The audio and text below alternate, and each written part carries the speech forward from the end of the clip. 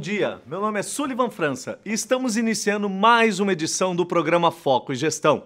Eu queria começar mais uma vez o programa agradecendo a todos os telespectadores por tantas mensagens carinhosas que recebemos. São desde comentários, sugestões de entrevistas e reportagens ou mesmo perguntas que certamente serão respondidas com os nossos conteúdos ao longo das edições. Como você já sabe, estamos aqui para ajudar você em sua carreira ou, quem sabe, na mudança dela. Na maneira como fazer para conquistar aquela tão sonhada promoção, a hora certa para fazer um MBA, um curso de coaching ou mesmo, quem sabe, a decisão sobre a melhor hora para constituir uma família sem prejuízos aos seus sonhos profissionais. E tem outra situação que também é muito comum no ambiente profissional e que vamos tratar hoje aqui no Foco e Gestão. Certamente você já viveu ou pode viver, quem sabe, um relacionamento no seu trabalho. Sempre trabalhamos juntos na mesma empresa. Já estou na Climatempo há mais de 20 anos e o André também. Então a gente sempre trabalhou junto. Na verdade, eu não conheço uma coisa diferente disso. Ou vamos dizer que você é daqueles ou daquelas que dizem: isso comigo nunca vai acontecer. Ainda assim, certamente você já conheceu alguém que tem uma história para contar sobre esse tema. No programa de hoje, vamos falar sobre um assunto muito importante, a tecnologia na educação. Quando ele veio para o colégio, onde também tem essas tecnologias, a gente busca sempre trabalhar o quê? Essa diferenciação da utilização dos equipamentos na casa dele e conosco. Vamos saber como as faculdades e escolas estão se adaptando às novas tecnologias criadas especialmente como ferramentas de processo educacional. E por falar em tecnologia, vamos bater um papo com Douglas Montalvão, da Adobe Brasil. Vai contar pra gente, aqui no estúdio, quais os novos passos de inovação da empresa, as novas ferramentas e soluções para o mundo corporativo. Tá pensando que a Adobe é só fechar PDF? É isso e muito mais. Você vai ficar sabendo aqui no Foco e Gestão. Não saia daí. E agora, vamos para as nossas notícias curiosas do Giro no Mundo.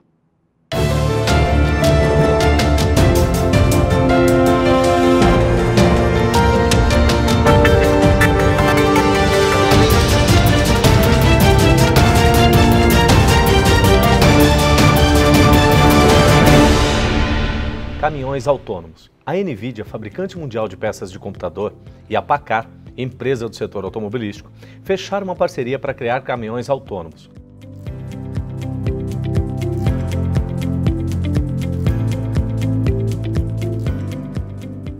Juntas, as empresas vão trabalhar para que os veículos andem sozinhos por estradas. A tecnologia também consegue reconhecer os limites da pista e carros.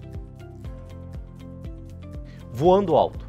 A Embraer, uma das maiores fabricantes de aeronaves do mundo, vai abrir uma unidade no Vale do Silício. A região dos Estados Unidos é onde estão sediadas empresas como Google e Facebook.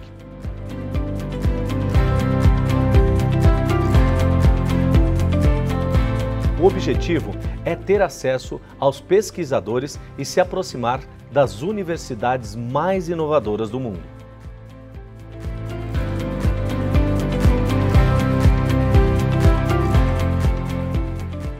Playlist. Pela primeira vez na história, o streaming de músicas lidera receitas nos Estados Unidos.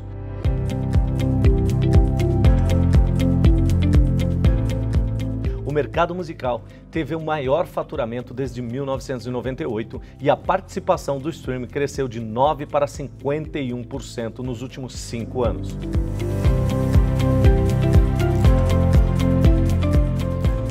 Os dados da Associação da Indústria de Gravação dos Estados Unidos só confirmam uma tendência global. Impressora de órgãos. Uma startup brasileira está utilizando impressora 3D para criar órgãos. As réplicas da BioArchitects podem ser utilizadas na preparação de cirurgias, capacitação de médicos residentes e fabricação de próteses cranianas, que podem ser vendidas no exterior. O carro-chefe são as costelas, moldadas para que o procedimento seja mais eficaz que o convencional.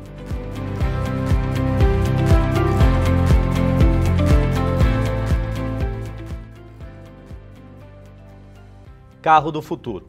A Toyota apresentou no Salão de Genebra o i-Trio, um pequeno carro do futuro. Com apenas 3 lugares, ele é fácil de guiar e estacionar. A ideia é oferecer um veículo prático para acompanhar o crescimento das cidades europeias. O volante também é totalmente moderno, parecendo um controle de videogame.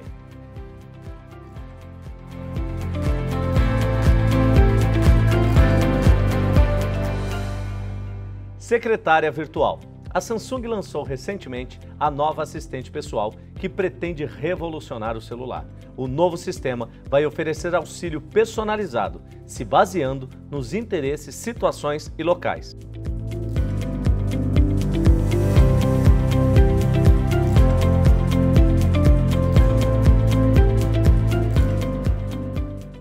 A assistente promete se adaptar à rotina para simplificar a vida dos usuários.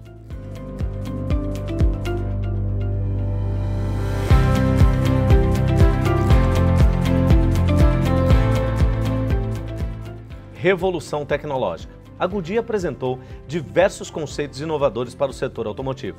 A intenção é revolucionar a interação entre pneus e veículos.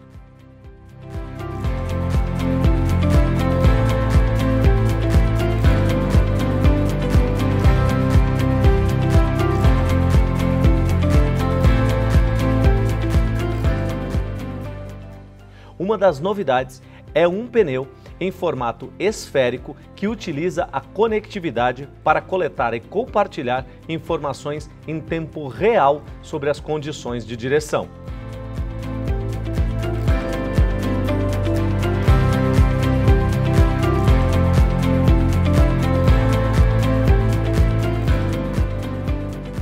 Também foi apresentado um conceito inteligente de pneu projetado para transporte autônomo.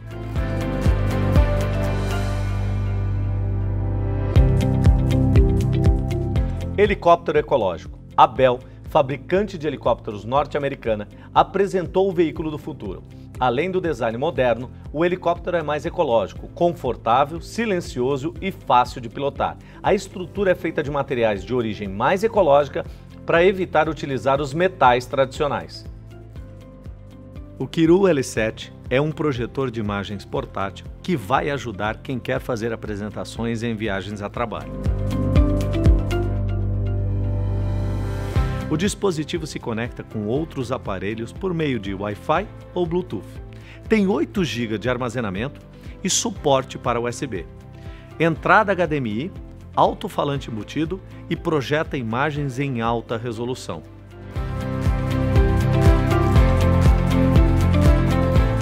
De acordo com a empresa desenvolvedora, o aparelho não precisa de tripé e ajusta as imagens automaticamente à superfície projetada. A empresa da Alphabet, especializada em saúde, anunciou a criação de um projeto com a ajuda das universidades de Duke e Stanford, ambas nos Estados Unidos, para mapear a saúde humana por meio de dados médicos de 10 mil voluntários.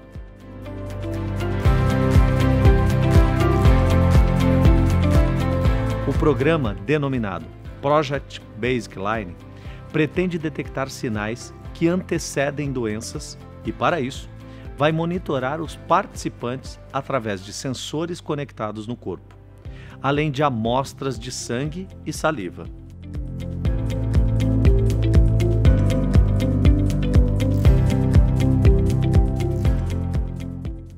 O Facebook anunciou que está desenvolvendo um projeto para que as pessoas escrevam usando apenas o pensamento. A proposta foi anunciada na conferência F8, onde a gigante rede social compartilha projetos e faz anúncios da empresa.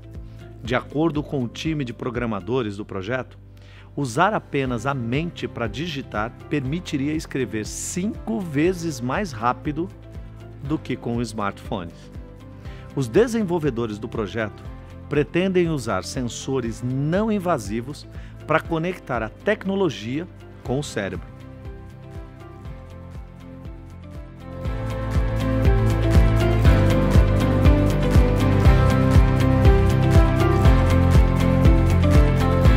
Os robôs estão cada vez mais avançados e capazes de exercer diferentes tarefas.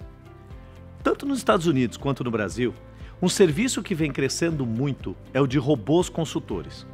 Esses robôs que na verdade são softwares de computadores. Criam um portfólio de investimentos através de perguntas respondidas pelo usuário.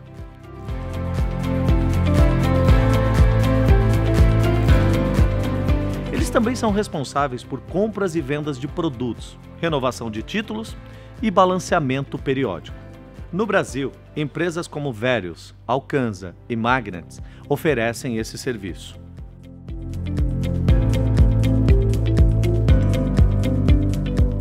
O engenheiro e desenvolvedor de projetos indiano encontrou um método criativo para lidar com a poluição das metrópoles. Ele criou uma startup que coleta a fuligem de carbono de veículos através de filtros instalados nos exaustores e transforma o material em tinta que pode ser usada em latas de spray, marcadores e até mesmo tinta a óleo para pintar quadros.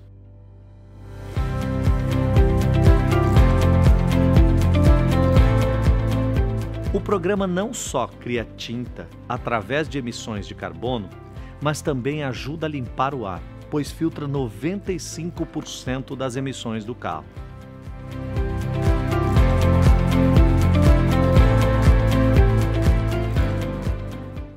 E já voltamos com uma entrevista com Douglas Montalvão, da Adobe Brasil. Não saia daí!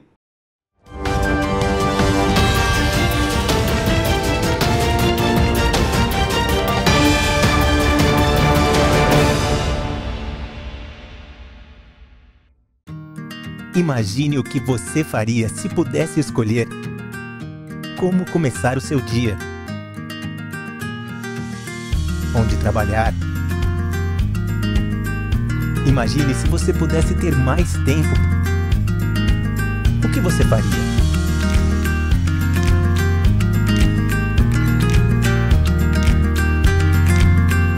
Viva a vida! VitaFine.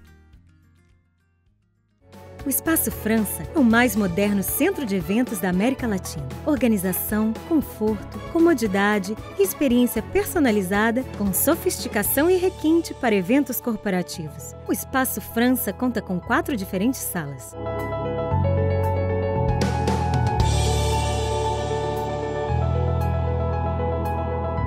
Aqui no Espaço França, o seu evento será realizado com qualidade e sucesso. Venha conferir. A SLAC é o maior centro de treinamento e pesquisa em coaching da América Latina. Com mais de 15 anos de experiência, somos líderes de mercado, com profissionais renomados e metodologia exclusiva. Conquiste o sucesso na vida pessoal e profissional, com os treinamentos da elite do coaching no Brasil.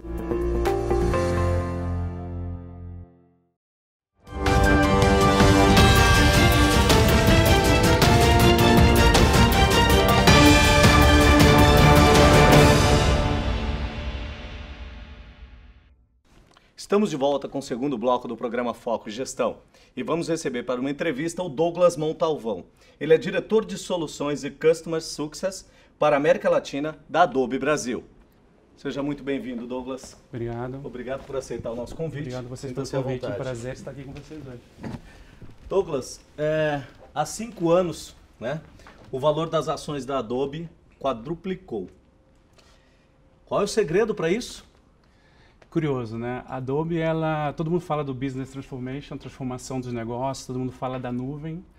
E a Adobe passou por esse processo de transformação há 5 anos atrás. Ela estava com uma dificuldade de crescer, o crescimento estava estagnado, a recessão nos Estados Unidos estava impactando os negócios. E a empresa tomou uma decisão muito importante, que impactou desde como a gente gera os negócios para fora e como a gente faz a gestão das pessoas internamente também. A Adobe decidiu partir para um modelo 100% nuvem, cloud, tá? Onde a gente sai de venda de tecnologia, vamos dizer assim, em caixinhas, onde a gente vende uma licença que é perpétua, para um modelo de subscrição na nuvem, onde os clientes passam a ter uma assinatura mensal, anual, em contrapartida eles vão receber inovação e atualizações da nossa tecnologia de forma constante. Tá? E foi essa transformação que gerou todos esses resultados financeiros que todo o mercado comenta e que fez a empresa praticamente dobrar de tamanho, as ações multiplicaram por 4, o valor de mercado também multiplicou por 4. Então, realmente foi um grande sucesso. Interessante o impacto que acabou gerando. Mas, olhando para o lado de gestão de pessoas, o que você considera que fundamentalmente mudou com relação à gestão de pessoas nesse período? Então, a mudança no pilar gestão de pessoas foi uma das variáveis que a gente teve que se adaptar a essa nova forma de comercializar nossas tecnologias. Foi parte da nossa transformação. O foco nas pessoas aumentou muito. Tá? Uma das mudanças que a gente gerou no negócio foi a forma de dar feedback. A gente tinha feedbacks que eram bem tradicionais, aqueles feedbacks anuais, maçantes, onde você tem que responder 50, 60, 70 perguntas, vem o seu líder, responde 50, 60, 70 perguntas, os seus pares, que gerava uma coisa que os funcionários, os colaboradores, muitas vezes tinham medo do que estavam respondendo, porque não sabia como ia ser o resultado. As pessoas geravam uma ansiedade que não era boa para o negócio e o resultado era um ambiente competitivo que muitas vezes não gerava o impacto que a gente buscava. Qual foi a grande mudança que a Adobe fez? Ela criou um processo que chama check-in, tá? Que é um processo muito mais informal, é um processo muito mais conectado com o seu líder, com o seu gestor, onde ele pode acontecer uma vez ao mês ou uma vez por quarter. Tá? A nossa área de recursos humanos, ela lidera esse processo, mas muito mais como dando coaching para os líderes. Então, eu sei exatamente como conduzir esse check-in e os meus colaboradores sabem exatamente como receber esse check-in. E como ele é um pouco mais informal e ele é mais frequente, a gente pode tomar ações... Sendo mais pontual. Exatamente, a gente pode tomar ações no decorrer do ano. Tá? E quando eu falo que ele é mais informal e mais flexível, as definições de quais vão ser os objetivos para aquela pessoa, onde estão as áreas que ela tem que melhorar, tanto para o negócio como em questões pessoais, é definido pelo gestor e pela própria pessoa.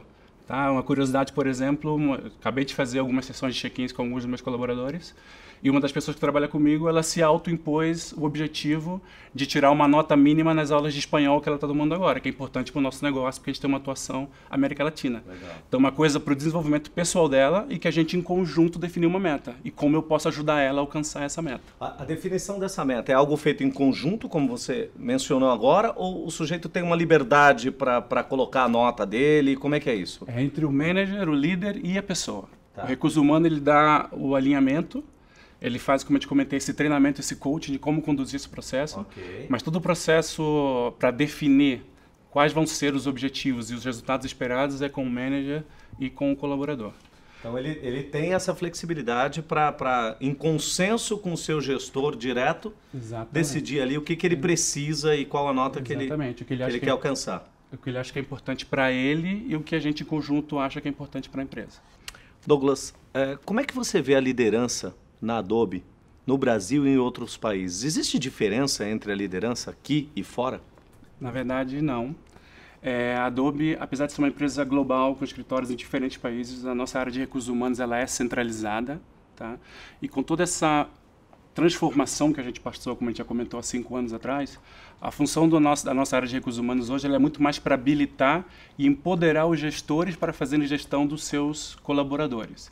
Então, todo esse empoderamento, todos os treinamentos que a gente recebe, ele é padronizado mundialmente. Então, o mesmo treinamento que eu recebo como gestor é o treinamento que uma pessoa na Índia, na Austrália, no Japão, na Europa recebe.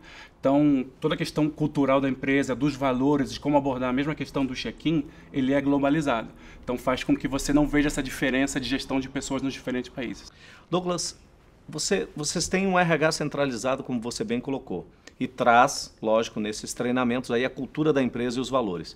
Como é que você vê, trazendo a cultura da empresa e esses valores, como é que fica a cultura da região onde a empresa está localizada, em diferentes países? Ótima pergunta. A gente tem a liberdade para adaptar toda essa estratégia global para a nossa realidade local. A gente sabe que um brasileiro, mesmo na América Latina... É o que a gente chamaria aí de tropicalização. Exatamente, exatamente. Mesmo na América Latina, a gente tem responsabilidade regional e uma pessoa no Brasil é diferente de um mexicano, que é diferente de um chileno, que é diferente de um colombiano. Então, a gente tem que adaptar. Como o check-in, que é o nosso principal pilar de gestão, ele é flexível, eu consigo fazer essa adaptação sem ter que mexer na estrutura mais forte da empresa. Não perde a identidade, não perde os valores, não perde a missão da empresa, mas flexibiliza e adapta para o indivíduo que que está naquele cenário específico ali inserido. Exatamente, É uma isso? realidade diferente. Até porque como a Adobe está num crescimento explosivo, a gente está crescendo em média 20% a 30% no mundo, você imagina uma empresa de tecnologia que cresce nessa velocidade, não são muitas. Então uma empresa de muito... 20% a 30% é anual. É anual. Anual. E global. Então é uma empresa muito dinâmica e cada mercado está em etapas diferentes de maturidade. Imagino. Então a gestão das pessoas tem que ser adaptada também às diferentes realidades dos diferentes mercados. Senão Esse é o praticamente impossível vocês conseguirem os resultados que vocês vêm Exatamente. conseguindo aí nos últimos 4, 5 anos. É isso aí. Né?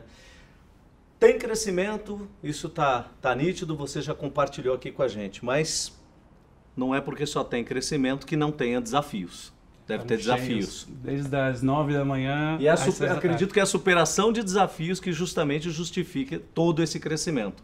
O que você considera aí os maiores desafios da Adobe, ou o maior desafio da Adobe para este ano de 2017?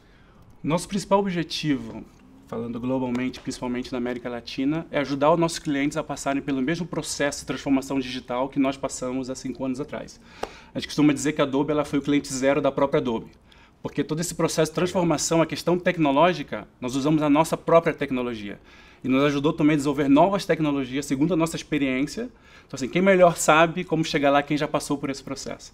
Então, nos ajudou nas aquisições de empresas que fizemos, nas tecnologias que desenvolvemos, sempre buscando como eu ajudo, no Brasil, os bancos, os varejos, as telcos e outras indústrias a passarem por esse mesmo processo de transformação. E, quem sabe, serem casos de sucesso como a Adobe foi no mundo, né? Muito legal.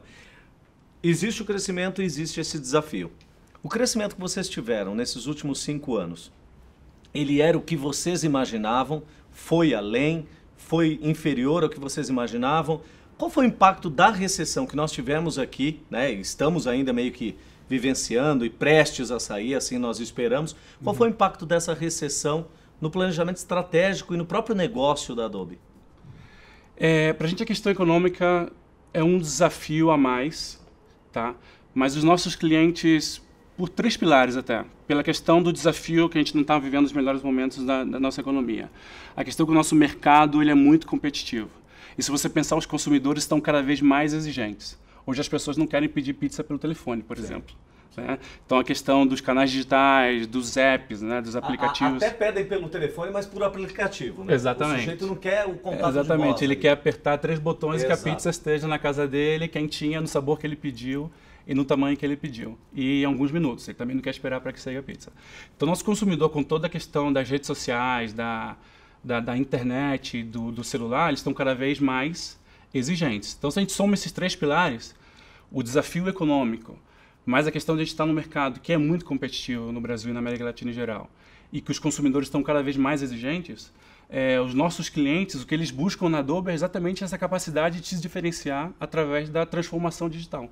Como inovar, como atender esses consumidores de alta expectativa, que esperam que tudo seja personalizado para eles no momento que eles querem, tá? E de forma relevante. Ninguém mais quer ficar recebendo milhões de comunicações que não tem o menor sentido para o meu estilo de vida, para o que eu estou buscando nesse exato momento.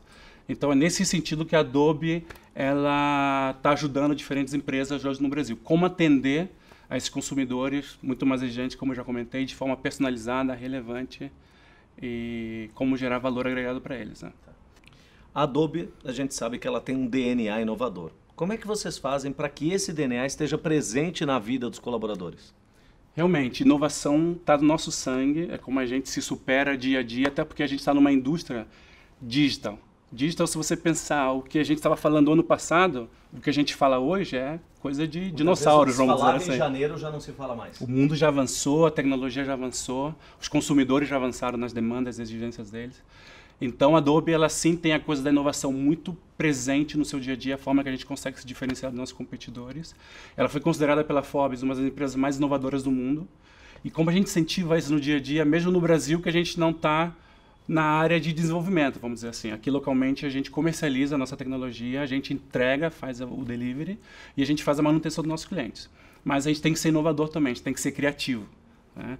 e coisas que a gente usa para incentivar essa criatividade, essa inovação. O nosso escritório, por exemplo, é um escritório super colorido, que ele é open space, na verdade, poucas portas e poucas salas fechadas. Mesmo os vice-presidentes e diretores, a gente fica nas mesmas baias e mesas que os colaboradores. Então, muitas empresas falam assim, não, a gente tem a política de portas abertas, mas estão lá os executivos num canto com as salas fechadas. Mas as portas estão fechadas. Você vai ter que abrir. Às vezes até estão, claro, você tem que tocar e abrir, né?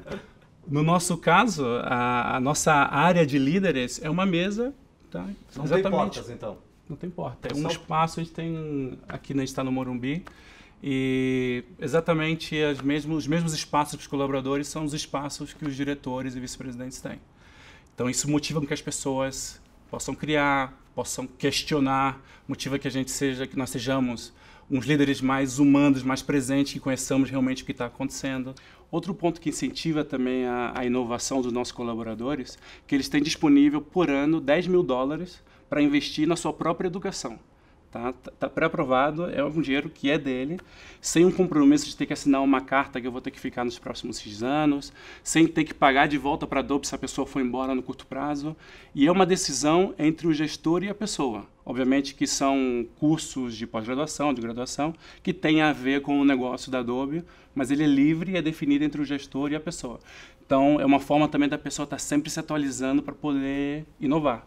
Até porque é o estilo de pessoas que a gente busca na Adobe. A gente busca sempre talentos que geram um impacto importante para o negócio e que tenham essa curiosidade natural, porque a inovação está muito associada com a curiosidade natural das pessoas, né? Muito interessante essa verba, né, que tem para cada colaborador. Mas a partir de que nível, Douglas, essa verba está disponível? Todos os níveis da empresa. Todos os níveis da empresa, o colaborador tem $10 mil por ano. Exatamente. E uma definição, isso que é curioso, não é que a Adobe gera uma lista de...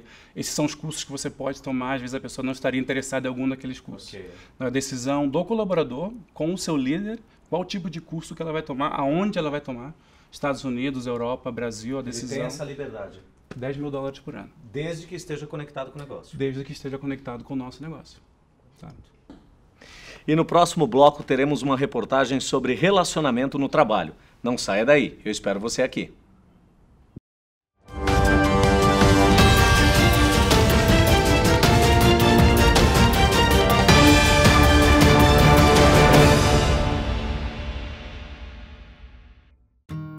Imagine o que você faria se pudesse escolher como começar o seu dia, onde trabalhar. Imagine se você pudesse ter mais tempo. O que você faria?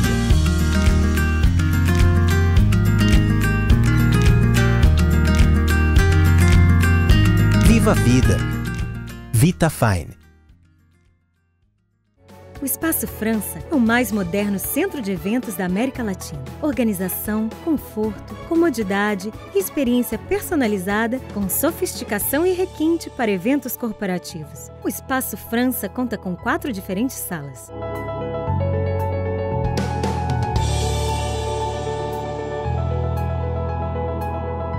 Aqui no Espaço França, o seu evento será realizado com qualidade e sucesso. Venha conferir.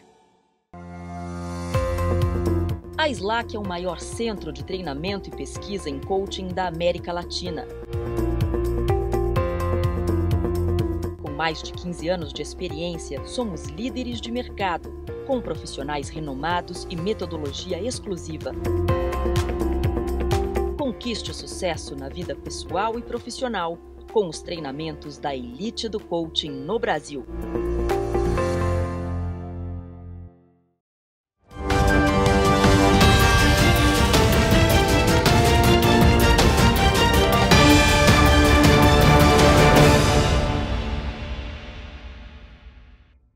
Estamos de volta com o terceiro bloco do programa Foco e Gestão. O envolvimento entre colegas de trabalho está presente em todos os mercados e indústrias. As relações amorosas entre colaboradores são tão antigas quanto a invenção dos escritórios.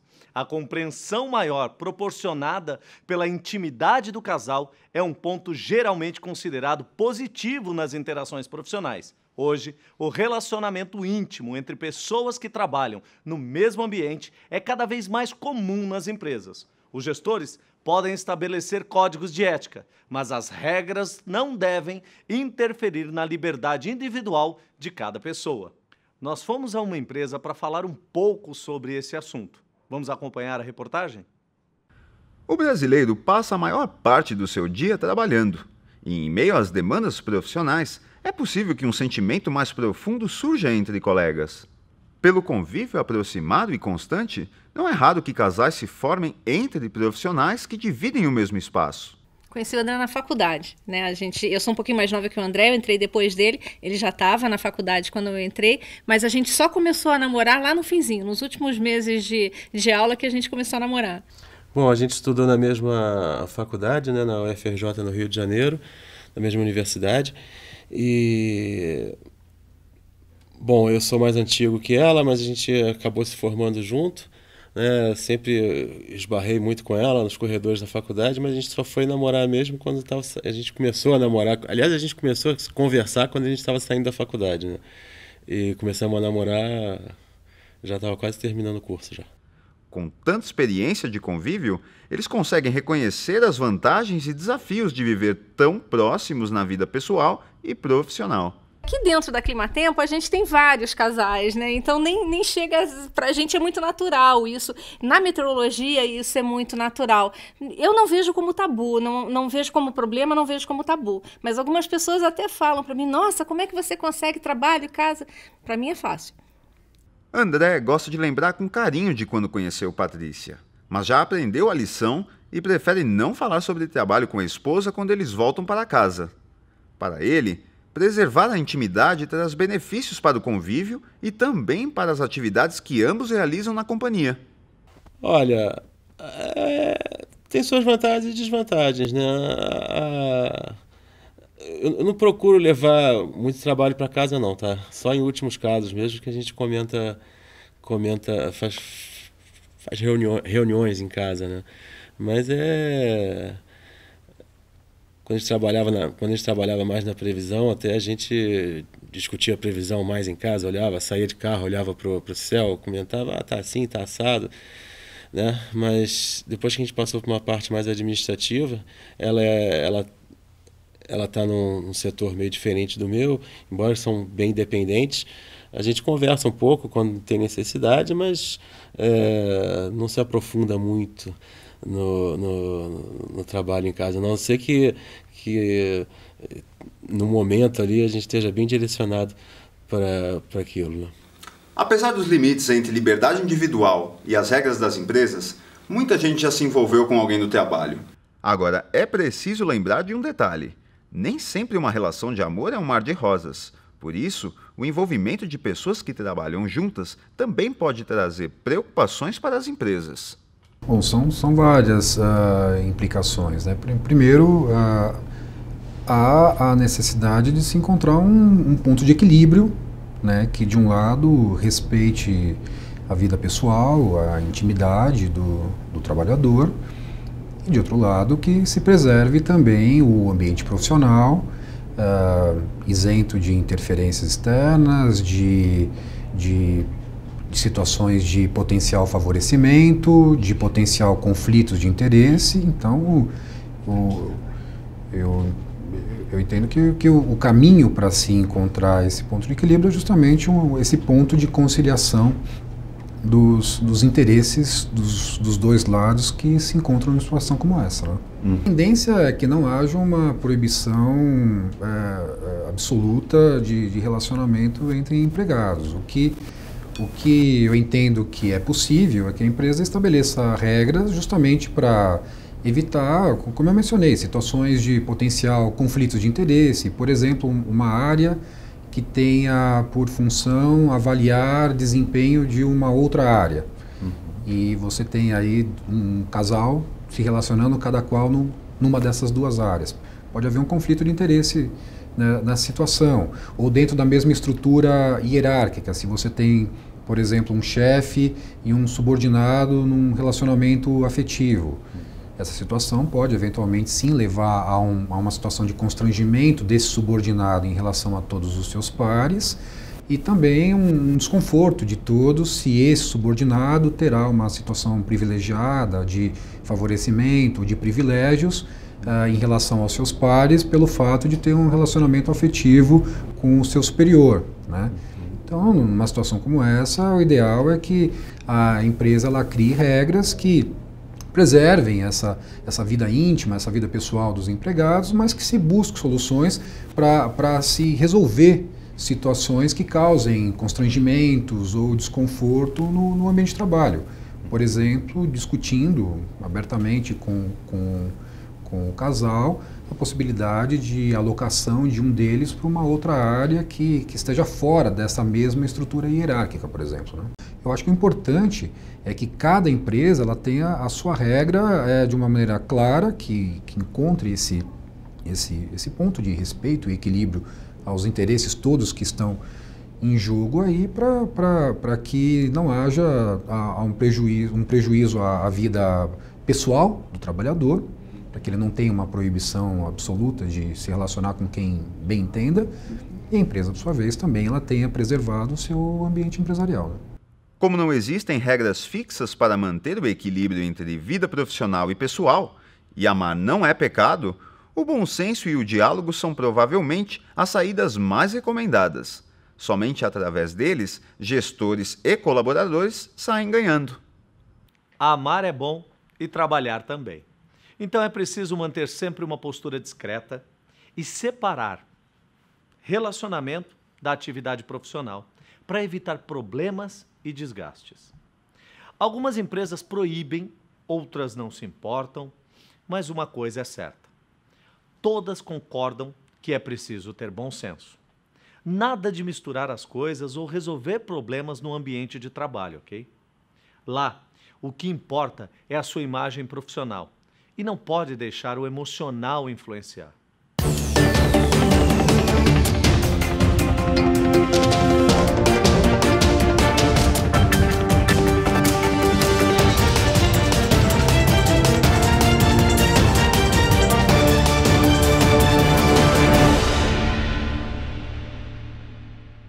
Você já parou para se perguntar por que deixa muitas coisas para depois, e em alguns casos para a última hora? Se isso é horrível acontecer na sua vida, também não é diferente no trabalho. Esse tipo de comportamento afeta o seu rendimento e, pior, a percepção que as pessoas têm sobre você, principalmente o seu chefe e a sua chefe. Você sabe sobre o que nós estamos falando? Olha, o nome é muito feio. Procrastinação. Eu vou repetir. Procrastinação. Ou seja, aquela mania que muita gente tem de deixar tudo para depois. Alguns estudos mostram que a procrastinação atinge na maioria estudantes e acadêmicos. Mas encontrar essa situação no trabalho é mais comum do que você imagina. Se é que ela não acontece com você, que está aí em casa nos assistindo agora. Muitas vezes é a autoconfiança que causa o desejo de deixar para depois. Sabe aquele relatório ou aquela apresentação que o seu chefe pediu para fazer há 2 semanas? Então, muita gente se acha tão cheio de si que, ao invés de ir preparando o documento no dia a dia, deixa tudo para a última hora na certeza de que aquilo vai ser fácil. Você tem tudo na cabeça, não é?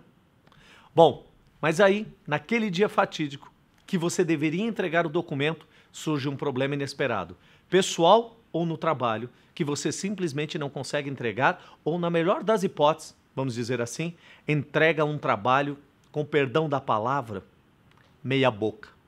Você acha que não vão perceber? É claro que percebem. Ninguém chegou a uma posição de liderança apenas por tempo de casa, mas principalmente porque tem habilidades provavelmente superiores às suas para saber o que é bom ou um mau serviço. Bom, e quando você realmente se dá conta que essas atitudes podem atrapalhar o seu futuro profissional, o que você faz? Eu vou dar a você algumas dicas práticas sobre como conseguir evitar a procrastinação, colocando à frente suas metas e objetivos. Com base em estudos feitos por especialistas em todo o mundo, eu vou apresentar para você algumas dicas infalíveis para evitar a procrastinação e, consequentemente, melhorar o desempenho no seu trabalho. Vamos lá? Organize seu dia em pequenas tarefas, ou seja, Assim como na atividade física, o ideal é que você organize o seu dia de forma a aumentar gradativamente a carga dos exercícios que você precisa fazer. Outra dica muito importante, que vale no ambiente de trabalho, mas também muitos estudantes certamente já ouviram falar, principalmente os vestibulandos. Comece sempre pelo mais difícil. Claro que será preciso determinação e coragem. Mas pensa rápido.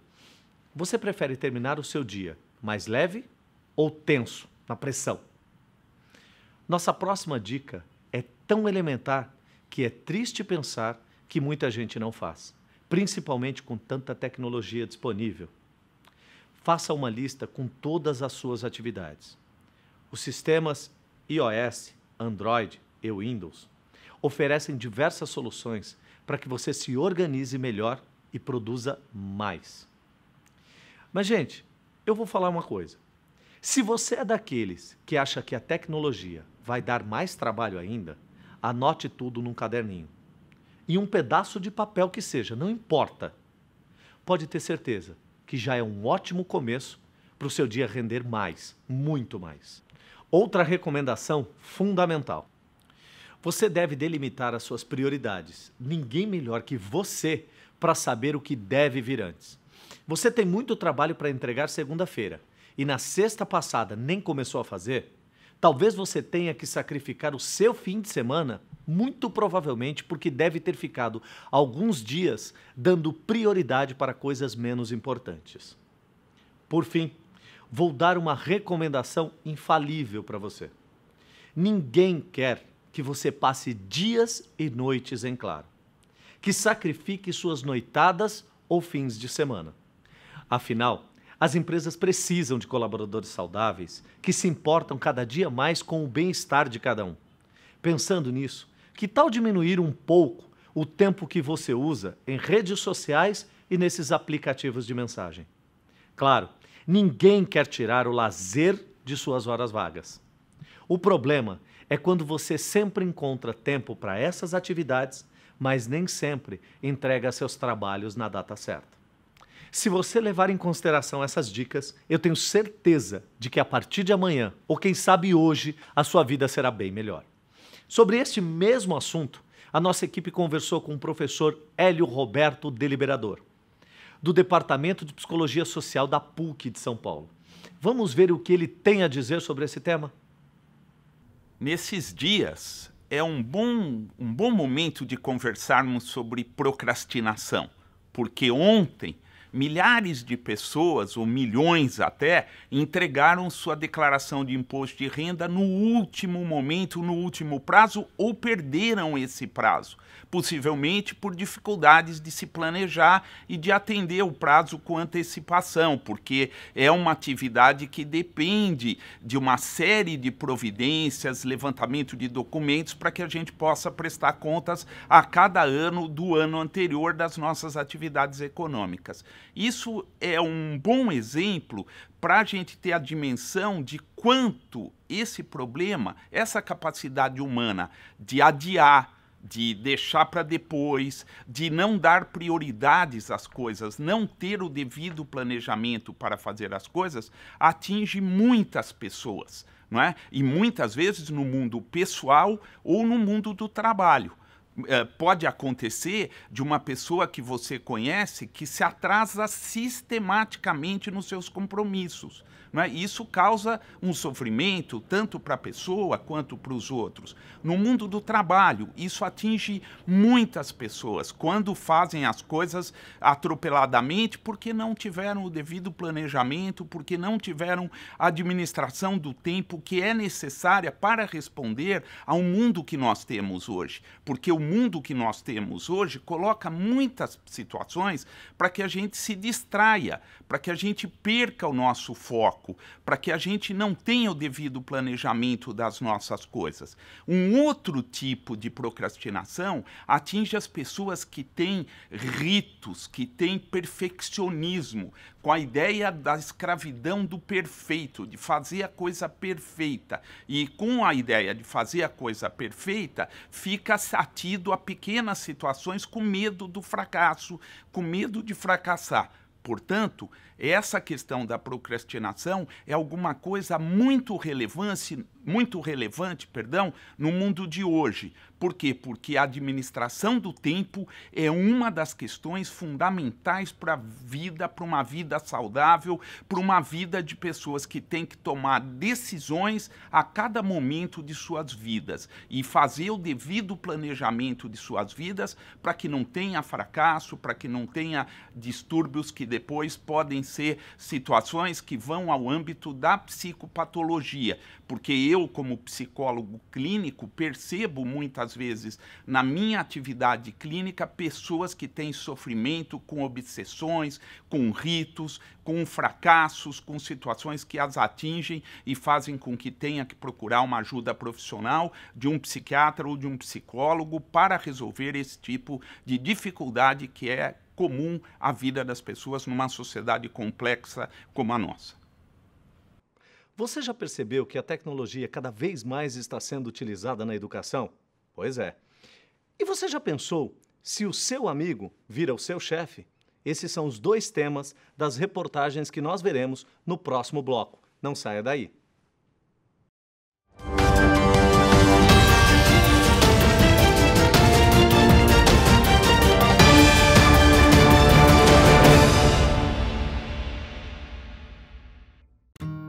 Imagine o que você faria se pudesse escolher como começar o seu dia,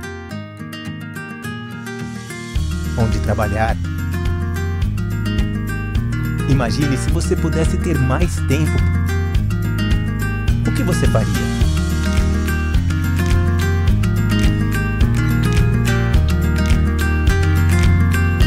Viva a vida. VitaFine. O Espaço França é o mais moderno centro de eventos da América Latina. Organização, conforto, comodidade e experiência personalizada com sofisticação e requinte para eventos corporativos. O Espaço França conta com 4 diferentes salas.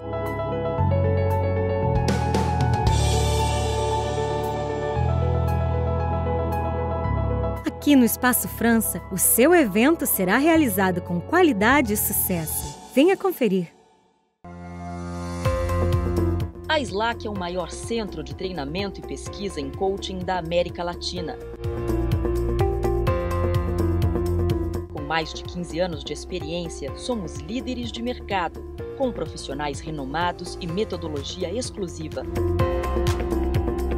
Conquiste o sucesso na vida pessoal e profissional, com os treinamentos da elite do coaching no Brasil.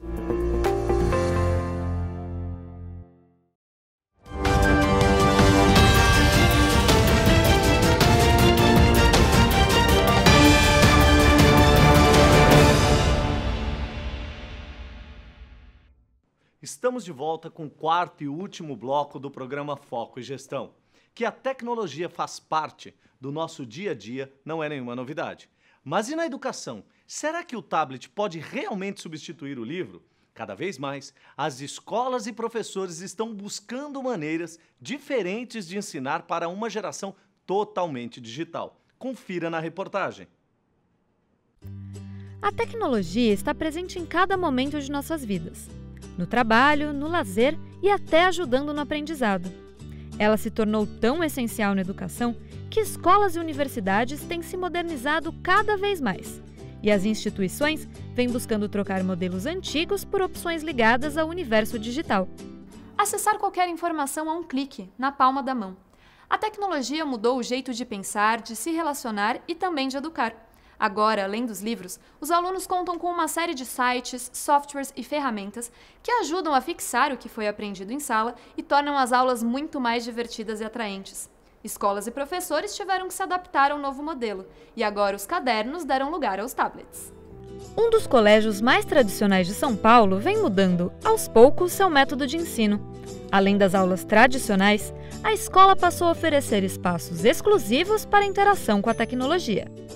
Então nós melhoramos essa infraestrutura, colocando mais equipamentos atualizados. Utilizamos em 3 laboratórios, ou melhor, 2 laboratórios, a tecnologia da Apple, que são os MacBooks e os iPads, e um outro ambiente totalmente Google. Para o professor, as aulas interativas conversam muito mais com as novas gerações, que já nascem conectadas a tablets, celulares e computadores. É muito mais fácil essa aceitação, porque ele já está habituado na casa dele a utilizar um tablet, um iPad, um netbook, um notebook, enfim, tecnologias. Quando ele veio para o colégio, onde também tem essas tecnologias, a gente busca sempre trabalhar o quê? Essa diferenciação da utilização dos equipamentos na casa dele e conosco. Buscando atrair a atenção dos alunos, o colégio utiliza aplicativos muito similares ao que eles estão acostumados. Jogos famosos de computador, como Minecraft, também passaram a fazer parte do dia a dia dos estudantes. Mas toda essa tecnologia pode substituir a figura do professor? Ela é um meio e não um fim. Então precisa muito e sempre precisará de um profissional, de um tutor, para poder auxiliar e dar a melhor orientação para o aluno em meio à tecnologia. Estar preparado para essas mudanças é um desafio para muitos professores. Este centro universitário em São Paulo acaba de criar 2 novas opções para esse público. O Instituto investiu em pós-graduações que aplicam os recursos tecnológicos no cenário da pedagogia. Criamos esses 2 cursos de tecnologia voltados para a educacional para que esse futuro professor ele consiga estar atualizado com as ferramentas e metodologias que são utilizadas atualmente no mercado. E tudo isso o que é? É o apoio e suporte para que o professor consiga utilizar a tecnologia para ele ministrar as aulas. Não que a tecnologia vai substituir a aula do professor, mas ele pode dar suporte e apoio para facilitar o aprendizado do aluno. Para o diretor acadêmico da instituição, a adaptação dos professores deve ser feita de forma tranquila. Os profissionais podem encontrar softwares e ferramentas educacionais na internet que vão ajudar nessa transição. Se você tiver um conhecimento macro dessas ferramentas de uma forma geral, você se torna autodidata e consegue fazer essa transposição, do método tradicional, utilizando as ferramentas tecnológicas. Independente dos recursos oferecidos, alunos, pais e professores precisam estar cada vez mais integrados. Usando cadernos, tablets, celulares ou computadores, o que importa mesmo é aprender. A amizade talvez seja o sentimento de afeto mais puro entre as pessoas. É por meio dela que os indivíduos trocam ideias, descobrem interesses mútuos e expandem os seus conhecimentos. No trabalho, fazer amigos pode ser crucial para o entrosamento da equipe, mas diferenciar momentos de amizade com as demandas e pressões do dia a dia é um desafio cada vez maior, tanto para gestores quanto colaboradores. Saber limite entre as políticas das empresas e a liberdade de se relacionar nem sempre é claro, especialmente quando os funcionários passam a ocupar cargos diferentes na hierarquia da companhia. Confira na nossa reportagem. Achar melhores amigos na mesma empresa não é tão raro quanto se imagina. Rafael e Alessandra se conheceram enquanto ocupavam posições equivalentes. A gente é amigo antes de eu entrar, ele me indicou aqui na empresa, trouxe meu currículo e o gerente atual gostou do meu perfil e me contratou. Então assim, a gente já vem da amizade e ele sempre foi o nosso ponto focal, sempre foi o meu ponto focal. Alessandra diz que a relação de amizade continua a mesma, mas que na companhia as coisas não são mais como antes da promoção de Rafael. Saber os limites do que é permitido nesses casos é um dos maiores desafios para os colaboradores. É o limite, é você saber o limite entre até onde você pode levar como uma amizade, uma brincadeira e a bronca mesmo, sério e tocar o trabalho do jeito que ele quer que seja. Acho que esse é o mais difícil, que é você não ultrapassar nenhum limite, nem para menos, nem para mais. Rafael garante que o companheirismo permanece o mesmo, mas diz que hoje existe o cuidado com a ética no dia a dia.